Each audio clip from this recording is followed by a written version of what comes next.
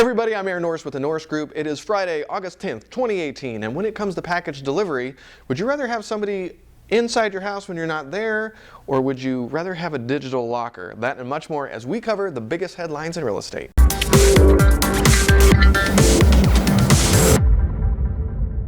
I'm still taking a lot of phone calls with people completely stressed out about the market, and the radio show this week should help you a great deal. We've got Christopher Thornburg, of course, one of the very few economists that called the downturn last time around.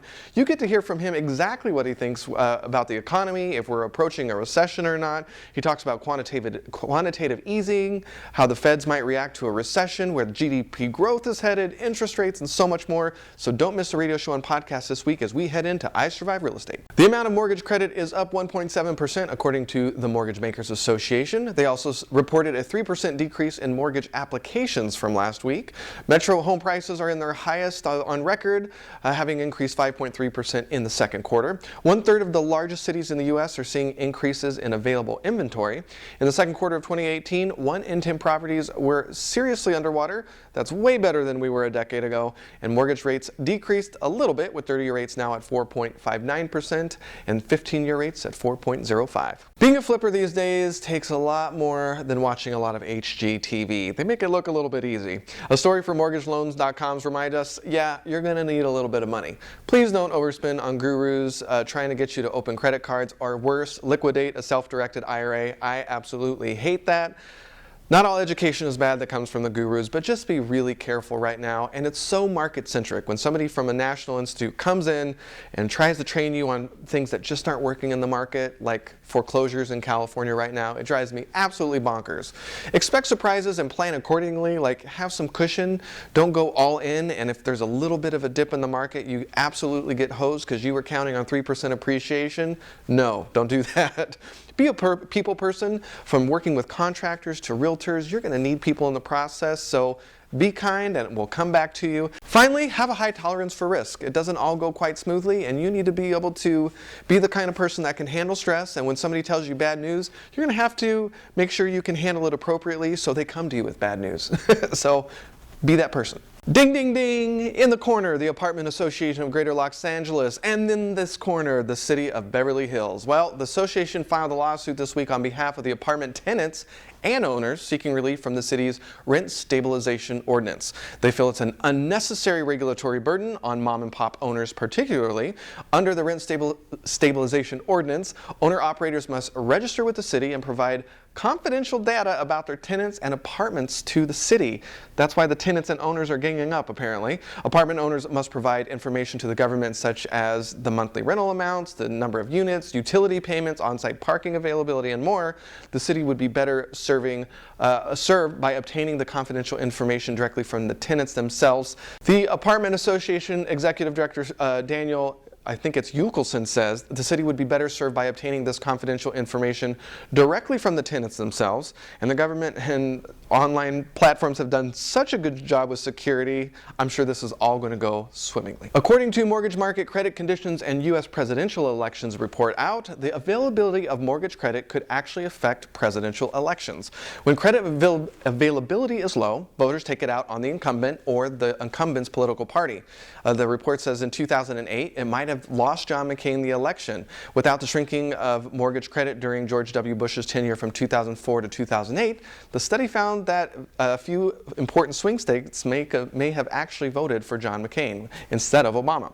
More likely to affect 2020, I don't know what's going to happen, and a lot of economists are saying by 2020, the first quarter, they're expecting us to be in a recession by then. So it'll be interesting to see how this plays out, but we're going to have to wait till 2020. Bloomberg Business Week headline says the U.S. housing market looks headed for its worst slowdown in years. They say there is a slew of figures released this week suggesting such, including existing home sales dropping in June for the third straight month. Purchases of new homes are at their slowest pace in 8 months. Inventory, which plunged for years, has begun to grow again as buyers move to the sidelines, sapping the fuel for surging home values. Prices for existing homes climbed 6.4% in May, the smallest year-over-year gain since early 2017, and have gained the least over 3 months since 2012. Some of the most affected markets where sales are falling under the weight of prices are now seeing substantial increases in supply. I'm not sure. You know, something like this happened in 2013 in California, and different areas are being affected in really different ways, even in the state of California. Inland Empire and Sacramento versus San Francisco, San Jose, and LA, for an example, a little bit of a different story. So I'm not buying it quite yet. We'll have to wait and see. The U.S. lost a lot of home ownership during the Great Recession. A lot of people lost their home and started to rent, and the millennials just haven't got into home ownership just quite yet. So the rent rate across the U.S. rose from 31% to 36% between 2006 and 2016, with most people renting instead of owning in 29 of the 50 largest cities. Compare that to 2006, when 16 of the 50 largest cities were majority renter households. How does that affect real estate investors? Well, we're starting to see it in counties like San Diego or Los Angeles. Rent control, affordability is being an issue. So especially around these urban areas, it's going to be a hot topic, so there's more to come. What's the best investment for the last 150 years? Well, you watch the show, you probably know. It's real estate. Turns out stocks can bring you highs, but can also bring some pretty heinous lows. Treasury bonds are safe, but can you get rich off of them? Probably not. Housing gives you a little bit of the best of both worlds, but you knew that.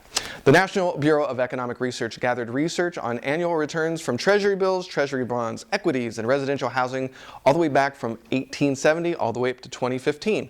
What they found is in the average wealthy country, the annual return on housing during that period was just over 7% when adjusted for inflation, while the return on equities was under 7%.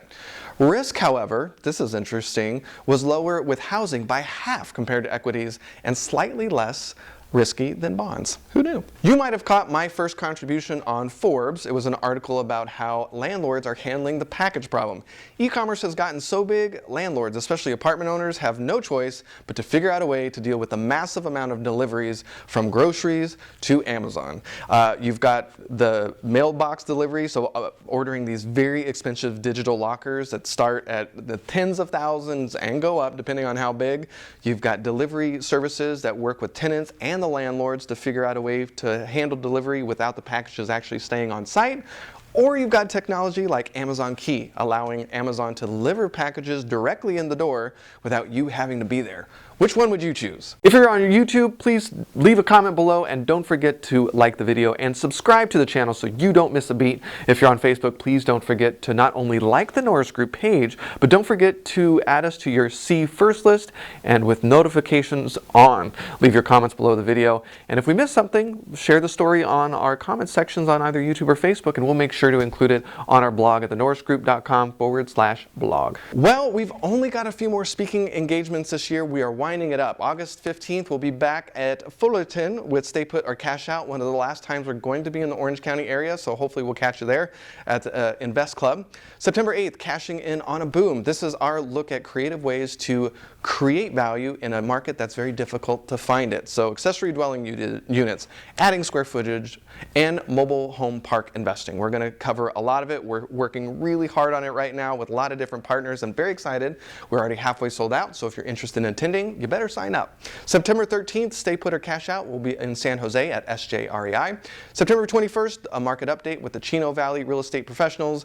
And finally, September 28th, I Survive Real Estate. We are sold out and we're working on a live stream, but we've got a lot of really great speakers and we have a lot to cover. So you're definitely going to want to tune into the radio show as we start doing our homework and research before the event and before we talk to this awesome panel. Everything from technology disruption to the economy, we're going to cover it all. For more information on all the events or hard money loans, including fix and flip, buy and hold, and new construction loans in both Florida and California, check out thenorrisgroup.com. Or if you're interested in more passive investing with trust deeds, check out tngtrustdeeds.com. With that, have a fantastic weekend, and we'll see you next week.